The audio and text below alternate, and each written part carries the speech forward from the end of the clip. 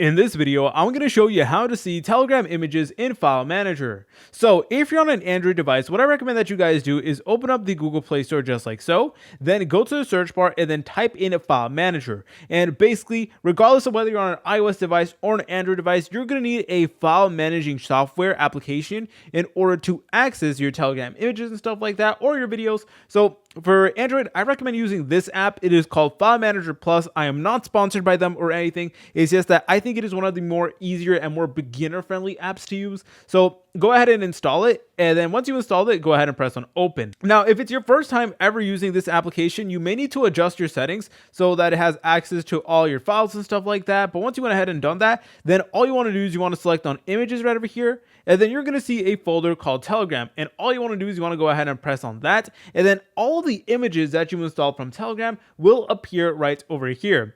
Or if you went ahead and install videos from Telegram, then go ahead and just open up videos right over here. And then you should be able to find it. And it's honestly that simple. If you guys found this video helpful, make sure to leave a like and subscribe. I'll see you in the next tutorial.